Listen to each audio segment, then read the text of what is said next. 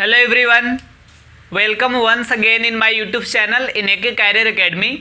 तो देखिए, अभी हम लोग इंग्लिश ग्रामर में टेंस को पढ़ रहे हैं, जिसमें आपको प्रेजेंट परफेक्ट टेंस पढ़ाया जा रहा है। और इसमें पिछले वीडियो में हम आपको बता चुके हैं प्रेजेंट परफेक्ट टेंस के आइडेंटिफिकेशन, उसके स्ट्रक्चर और फिर कुछ एग्जांपल्स के बारे में समझ चुके हैं। और आज के वीडियो में हम आपको बताने जा रहे हैं use of present perfect tense, यानी प्रेजेंट परफेक्ट टेंस का यूज कहाँ कहाँ किया जाता है। और अगर आप पिछला वीडियोज नहीं देखे हैं तो डिस्क्रिप्शन में उसका लिंक दे दिया जाएगा, जो वहां से आप देख सकते हैं। तो आइए स्टार्ट करते हैं। तो देखिए, पहला यूज कर रहा है प्रेजेंट परफेक्ट टेंस का प्रयोग ऐसे एक्शन को दिखाने के लिए, ऐसे कार्य को दिखाने के लिए किया जाता है जो तुरंत समाप्त हो गया, यानी हाल में ही जस्ट तुरंत समाप्त हुआ है। वैसे काम को दिखाने के लिए हम प्रेजेंट परफेक्ट टेंस का यूज करेंगे। जैसे वह एक पत्र लिख चुकी है, यहां पे कहने का मतलब यह है कि वह अभी तुरंत एक पत्र लिखी है। तो फिर इसको हम कैसे ट्रांसलेट करेंगे, सी, और हमें पता है कि प्रेजेंट परफेक्ट टेंस में वर्ब टू हैव का यूज करते हैं। और ये प्रेजेंट टेंस है तो हैज हैव लगाएंगे, पास्ट टेंस रहता तो हैड लगाते।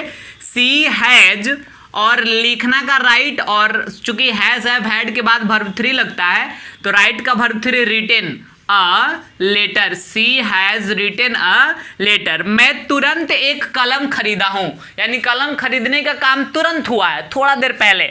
तो यहां पे इसको बनाएंगे तो हो जाएगा आई हैव जस्ट बॉट, खरीदना का बाई, इसका verb three bought a pen. मैं तुरंत एक कलम खरीदा हूं।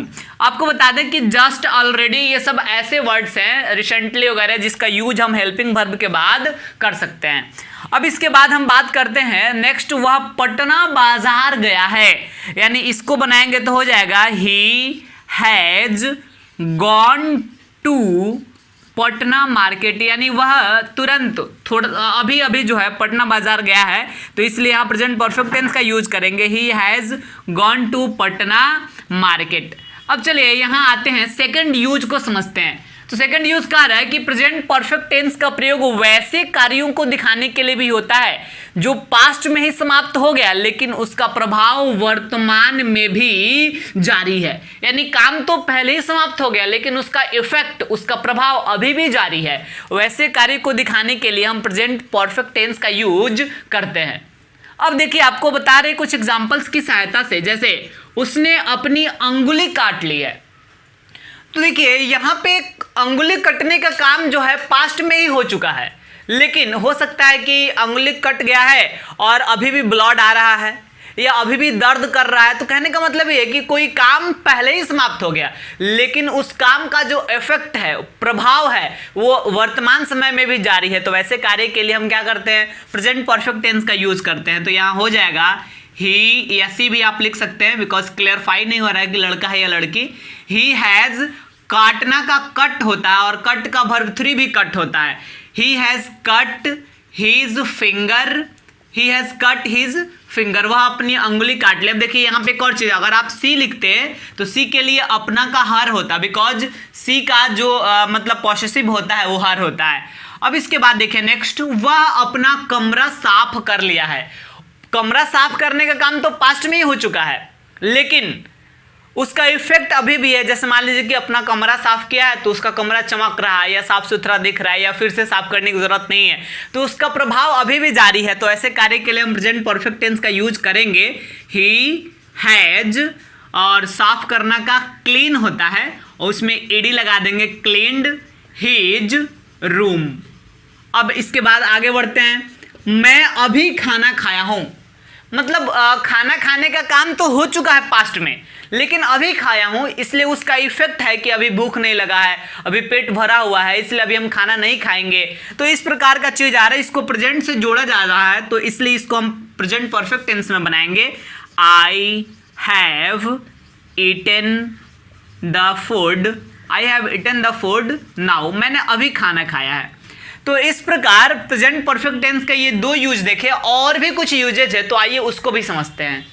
अब देखिए यूज थर्ड क्या कह रहा है इसका, कुछ ऐसे वर्ब्स हैं जिसका use present perfect continuous tense में नहीं होता है और उसे ट्रांसलेट करते समय हम उसे प्रेजेंट परफेक्ट टेंस में उसका यूज करते हैं।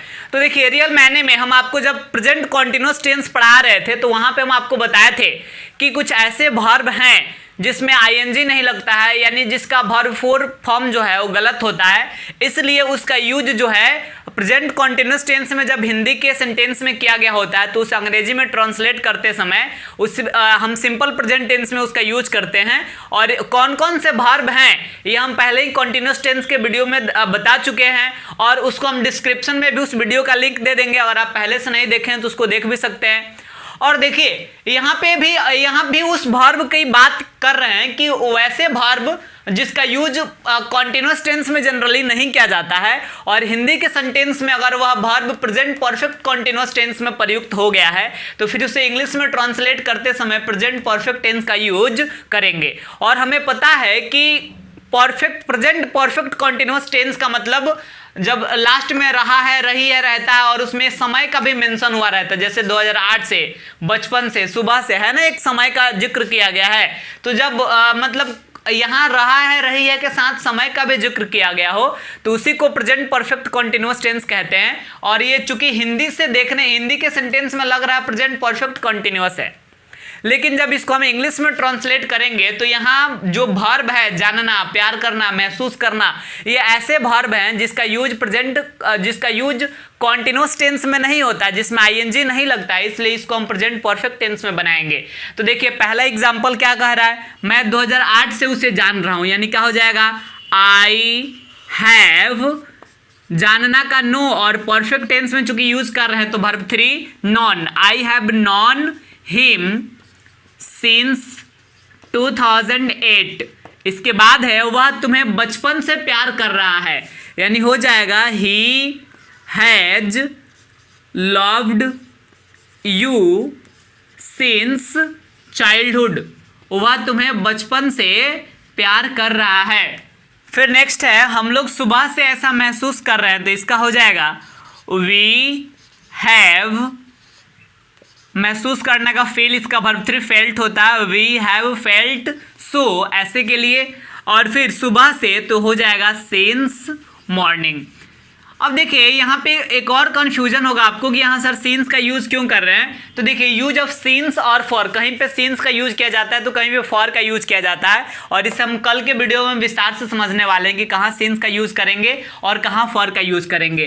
अब देखिए नेक्स्ट यूज क्या कह रहा है, use fourth, present perfect tense के साथ ऐसे एडवर्ब्स का प्रयोग किया जाता है, यानी ये जो वर्ड्स है एडवर्ब के रूप में, इसका यूज जो है जनरली प्रेजेंट परफेक्ट टेंस में किया जाता है। जैसे एवर मतलब कभी, नेवर यानी कभी नहीं, ऑलवेज मतलब हमेशा, ओकेजनली मतलब कभी कभी, यहाँ ऑफन मतलब अक्सर या प्रायः, सेवरल टाइम्स का मतलब अनेकों बार, ऑलरेडी का मतलब पहले ही, येट का मतलब अभी तक, लेटली, रिसेंटली का मतलब होता है हाल में ही, अप टू नाउ का भी मतलब होता है अभी तक। अब देखिए एग्जाम्पल से समझिए, have you ever seen the Taj Mahal, क्या तुम कभी ताजमहल देखे हो। I have never gone to out of India, मैं मतलब इंडिया से बाहर कभी नहीं गया हूं। The train has already left, यानी ट्रेन जो है पहले ही प्रस्थान कर चुकी है।